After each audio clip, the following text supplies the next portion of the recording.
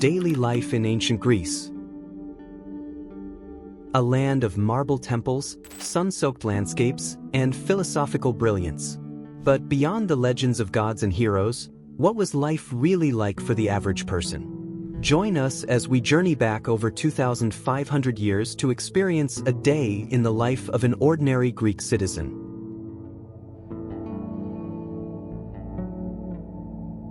Waking up in the polis. Our story begins in a city-state, or polis. Athens, Sparta, Corinth, each polis was its own little world, with its own laws, military, and customs.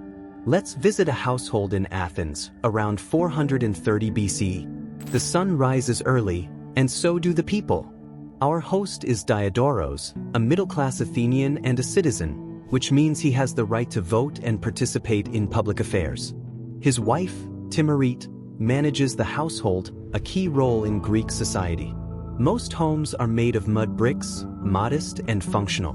Inside, life is centered around the andron, the men's quarters, and the gymnasium, where women spend most of their time. The day begins with washing using cold water drawn from public fountains, followed by a light breakfast, barley bread dipped in wine, maybe some olives or figs if the family is lucky.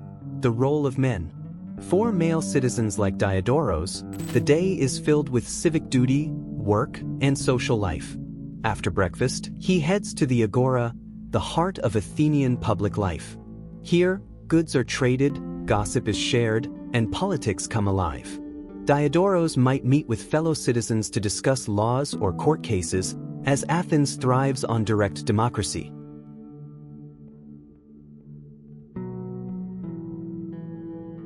When not involved in civic matters, he manages his small workshop, a pottery business handed down from his father. Many Athenians were tradesmen, farmers, or artisans. Later, he may attend a symposium, a drinking party for the elite, filled with music, conversation, and philosophy. But that's for special evenings, not every day. The life of women. Timorete's world is very different. Women in Athens lead a largely private life. Her day revolves around managing servants, weaving, and caring for the children. While she has little political or legal power, her responsibilities are vast, maintaining the household's economy, educating daughters, and overseeing domestic rituals to honor the gods. In Sparta, however, it's a different story.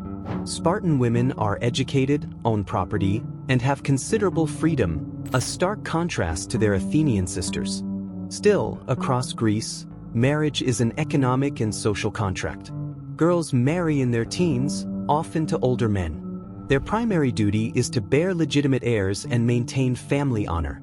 Children and education. Children in ancient Greece are cherished, but their paths diverge early based on gender and status. Athenian boys begin formal education around age 7.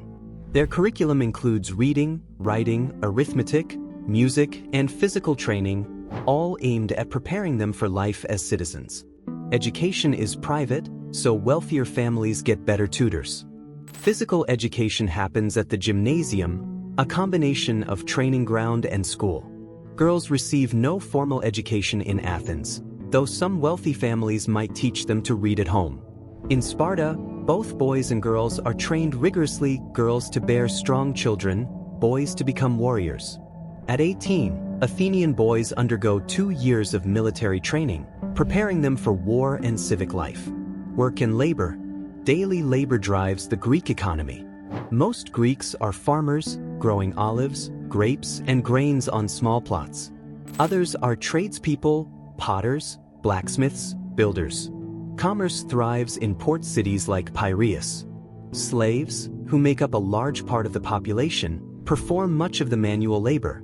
Yes, slavery was an accepted institution. Slaves worked in homes, fields, and even as police officers in Athens. They had no rights but were essential to the economy. Meanwhile, free citizens strive for excellence in all things. Even work is a form of virtue, contributing to one's honor and the community. Religion and festivals. The gods are everywhere. Religion is woven into every part of Greek life. From household shrines to grand temples, the divine is ever present. Each city honors its patron deity, Athena in Athens, Apollo in Delphi. Daily rituals include offerings of wine, bread, or incense at home altars. Public festivals are major events. The Panathenea in Athens includes sacrifices, processions, poetry, and athletic contests. The Dionysia features drama competitions, a form of worship that gives birth to Western theater. These celebrations unite the community and honor the gods who protect and guide them. The theater, drama for the gods and the people. Perhaps no form of ancient entertainment is more iconic than the theater. The Greeks invented dramatic arts as we know them: tragedy, comedy, and satyr plays. But theater wasn't just entertainment. It was a religious experience. Plays were performed during festivals like the Dionysia, in honor of Dionysus, the god of wine and festivity. These weren't casual events.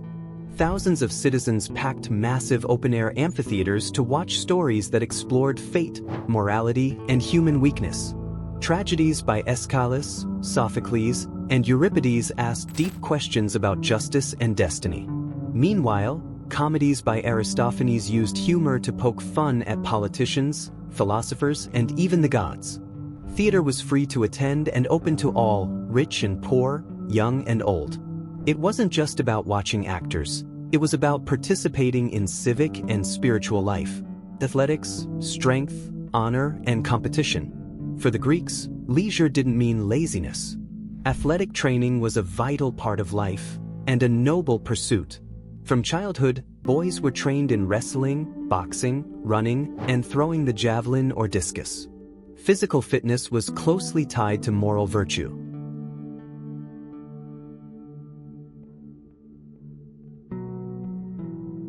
The goal wasn't just to look good, it was to achieve arete, or excellence.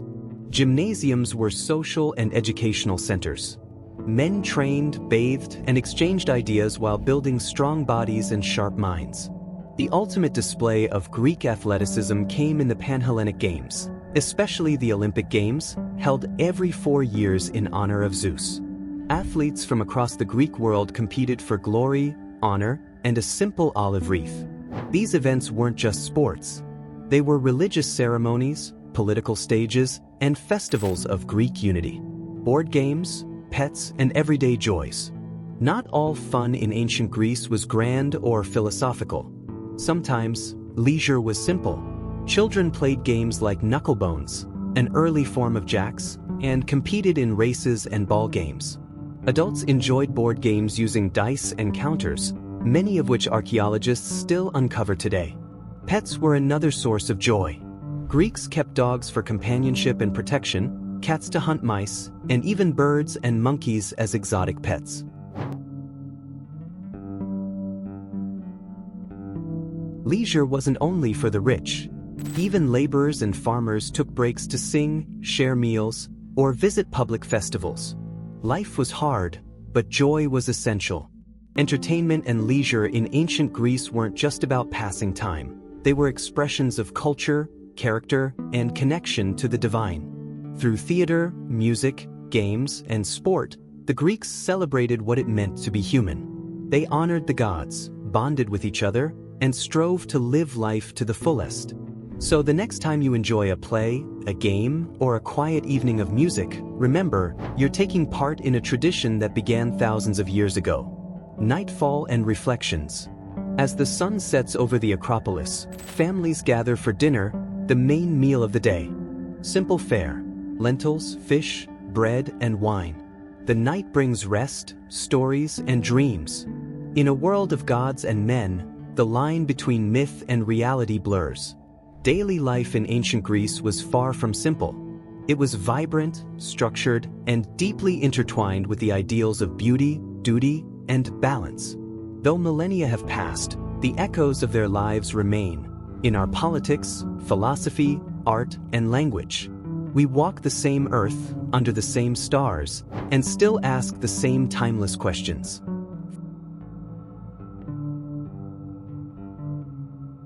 Thank you for joining us on this journey into the daily life of ancient Greece.